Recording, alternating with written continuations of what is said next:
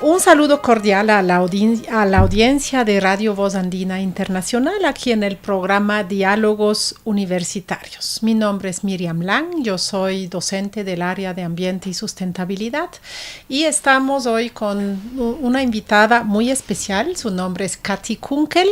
Ella trabaja en el Instituto de Economía Energética y Análisis Financiero en los Estados Unidos. Actualmente vive en Puerto Rico. Y bienvenida, Katy, muchas gracias por estar con nosotros aquí. Muchas gracias por la invitación. Ha venido a acompañar y apoyar las actividades alrededor del aniversario de la consulta popular celebrada aquí en Ecuador el 20 de agosto de 2023 por dejar el petróleo en la tierra, en el subsuelo, en el Parque Nacional Yasuní. Katy, quisiera preguntarte primero, ¿qué te motiva a este viaje? Aparte de que vas a participar como ponente en el foro para una vida digna por un Ecuador post-extractivista, ¿cuál es tu impulso de aliarte o de visitar y conocer estos procesos en el Ecuador? Sí, pues personalmente me parece sumamente importante lo que está pasando aquí y el logro del año pasado de dejar este campo ITT en el suelo. Y pues eso me parece un logro del proceso democrático que es muy poco común en el mundo de la extracción y el mundo de la industria petrolera. Así que primero quería felicitar a todos los grupos que habían logrado eso. Y desde el perspectiva de la IEFA, la organización sin fines de lucro por la cual trabajo, recibimos una invitación de apoyar este proceso y a nosotros nos parece sumamente importante porque podría ser una precedente por otros lugares en el mundo que están luchando contra el extractivismo y para transicionar a una economía realmente sostenible. Volvamos un poco al año pasado. Tú que estabas afuera en este momento que aquí se celebró la consulta, ¿qué dirías, cómo describirías la resonancia que ha tenido esta decisión del pueblo ecuatoriano, por ejemplo, en los Estados Unidos? Sí, definitivamente se tomó nota de eso y yo creo que inspiró a grupos comunitarios que están luchando en distintas áreas en contra de la extracción no solamente de petróleo, pero gas natural o carbón, que ellos quizá podrían aspirar a algo así. De eso queremos conversar. Creo que es muy importante darnos cuenta de que el Ecuador no está solo, el pueblo ecuatoriano no está solo en esta lucha para salir de los hidrocarburos en estos tiempos de cambio climático y calentamiento global que nos provocan cada vez más catástrofes, desastres ambientales, incendios, sino que en muchos países hay procesos similares, ¿no? Y tú has sido testiga desde tu infancia, si lo entiendo bien, de un proceso que tiene ciertas resonancias con lo que está pasando en Ecuador. Tú has crecido en una zona, en un estado federado de Estados Unidos, West Virginia, donde la extracción de carbón ha sido la huella histórica del territorio, ¿no? Por más de 100 años, si entiendo bien. Sí. Entonces, y últimamente esta extracción de carbón ha declinado mucho, se ha reducido mucho. Primero quizás nos puedes decir por qué razones se tuvo que dejar de extraer el carbón. Sí, la extracción de carbón en West Virginia logró su producción más alto en el año 2008 y desde ahí ha ido en un descenso rápido que ha tenido obviamente impactos en la economía local.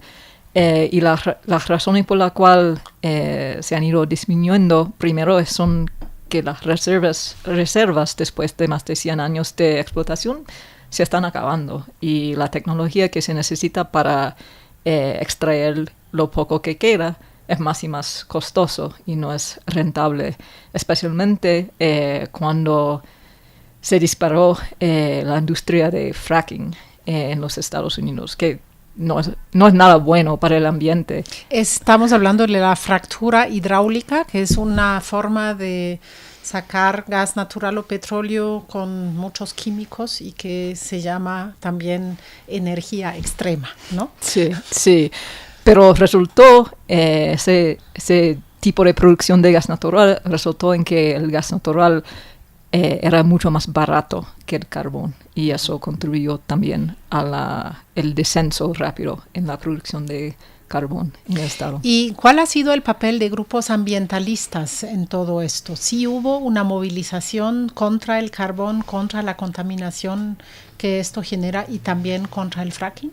Sí, definitivamente. Han habido muchos grupos locales luchando en contra de los impactos ambientales de la minería de carbón, que es algo sumamente destructivo al tierra, que literalmente explotando montañas para extraer el carbón y también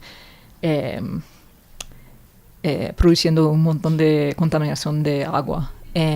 Y los grupos ambientales habían estado luchando para que realmente se implementan las leyes ambientales que existen precisamente para evitar este tipo de daños, pero nunca se implemente bien.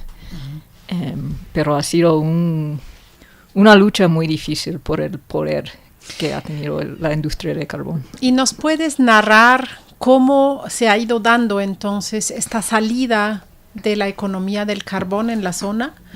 ¿Y cuál es tu balance de esta salida, digamos? ¿Qué podemos aprender quizás nosotros aquí de esto? Porque solamente para recalcar los paralelismos, nos encontramos en una situación bastante parecida en la que primero, como tú misma nos cuentas, los mercados internacionales del petróleo son cada vez menos seguros. Además tenemos reservas que van en declive y el contexto global climático no nos permite realmente seguir explotando petróleo y exportando petróleo. Entonces, miremos de cerca qué ha pasado allá en tu territorio. Pues lamentablemente para nosotros, yo diría que es un ejemplo de lo que no se debe hacer. Hay muchas cosas que se pudieran haber hecho en mejor manera para tener mejores resultados para las comunidades impactadas, que son comunidades que por muchas décadas ha tenido una dependencia en esa industria, que realmente fue la única industria no en todo el estado, pero en el parte del estado, en la zona donde esa industria estaba concentrada.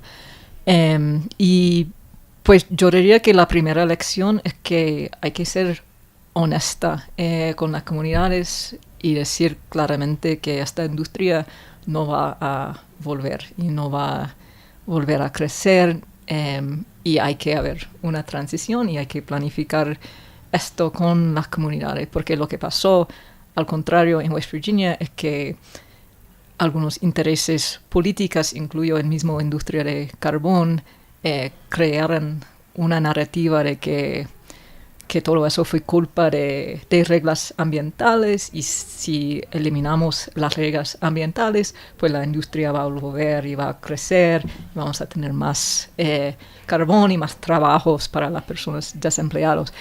Y eso es una narrativa, digamos, más atractivo en cierta manera de la incertidumbre de una transición. Pero así. Engañosa. Engañosa, porque de hecho el presidente Trump quitó mucha de esa reglamentación ambiental y la industria no volvió. So, pero yo diría que si hubiera habido la voluntad política para decir la verdad y para liderar una transición, el resultado pudiera haber sido mucho mejor para esas comunidades que siguen siendo una de las comunidades más pobres en todos los Estados Unidos. Uh-huh. Y entonces, ¿cuál es el estado actual de estas comunidades?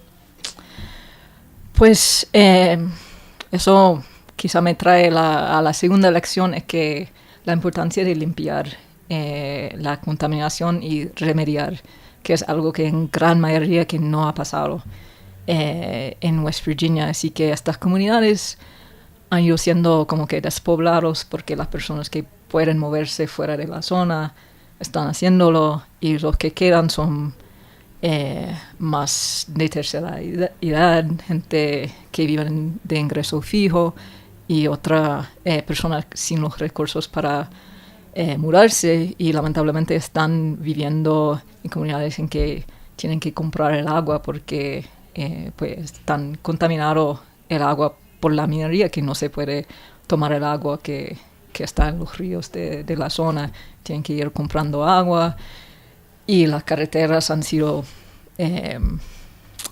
bastante dañadas por los camiones de carbón, y pues sí, la infraestructura no está en buena condición, y sin inversión para limpiar y para poner infraestructura mejor, pues es muy difícil ver cuál podría ser el futuro de esa zona. Entonces tú resaltas la falta de reparación, podríamos decir, tanto del paisaje como de las relaciones de la gente con este paisaje. Sí, ¿no? Sí, definitivamente. Y en retrospectiva, ¿qué hubiera tenido que hacerse para que se dé esta... O sea, ¿qué herramientas, qué posibilidades tiene la gente para que esto tenga lugar, que tú dices que es tan importante? Pues yo creo que lamentablemente han habido mucha división en las comunidades en esa zona. O sea, había gente a favor de la extracción de carbón porque era la única que había en la zona, y otra gente en contra por la contaminación fuerte que ha habido. Y así que sin una visión colectiva de su propia futuro, las comunidades no eran en una buena posición para pues poder negociar con otros actores y tratar de traer recursos a la zona. Así que era más fácil para la industria petrolera seguir explotando, en el sentido de crear esa narrativa falsa de que la industria va a volver, etc. Y eso, pues me parece que... Y no estoy diciendo que nadie intentó hacerlo, es una tarea muy difícil en ese contexto, pero la organización comunitaria me parece que es clave en este proceso. Entonces, recapitulando, tu primer consejo es hablar la verdad y no engañar a la gente. El segundo consejo es priorizar la restauración ambiental y la recuperación de los bienes de vida que están en un territorio, como por ejemplo el agua. Sí. Y tercero, para lograrlo, organizar, o sea, que la gente se organice y que las comunidades estén lo más unidas posibles en este reclamo para poder lograrlo, ¿no es cierto? Exacto, sí. Katy, para cerrar esta conversación, tú aquí en el Ecuador ya pudiste visitar la Amazonía, fuiste al Parque Nacional Yasuní en los últimos días. ¿Qué has podido ver allí y qué reflexiones te ha generado esta visita? ¿Qué nos podrías dejar como mensaje, quizás también estableciendo este paralelismo con la experiencia que nos acabas de narrar? Sí, pues lo que me da más esperanza aquí es que me parece que ya hay más cohesión entre las comunidades y que hay ese interés en organizarse y crear una visión para el futuro de la zona. Y pues obviamente yo soy de los Estados Unidos y conozco mucho mejor ese contexto, pero me parece sumamente importante para el Estado y las organizaciones y los como nosotros que venimos desde afuera, respetar y dar espacio para que ese proceso comunitario podría organizarse y reflexionar para decidir realmente qué quieren ellos para el futuro de su región. ¿Y qué has visto en cuanto a posible restauración del territorio? Sí, pues obviamente hay que dar un proceso de remediación, no solamente de cerrar los pozos y salir de la zona. Hay que haber un proceso incluso de monitoreo para asegurar que los pozos cerrados y tapados no vuelvan a filtrar, por ejemplo. Y hay que haber un análisis de cuál tipo de contaminación posiblemente hay del suelo, del agua, para poder remediar eso. Y a mí me parece que eso es algo que, dado la importancia internacional del caso de Yasuní, que quizás se podría hacer con algún tipo de monitoreo internacional para que eso realmente podría volver a ser un precedente para muchos otros lugares también. Muchísimas gracias. Hemos conversado con Katy Kunkel del Instituto de Economía Energética y Análisis Financiero de los Estados Unidos, que nos visita en el contexto del aniversario de la consulta popular por dejar el petróleo en la tierra en el Parque Nacional Yasuní. Muchas gracias por su sintonía aquí en Voz Andina Internacional.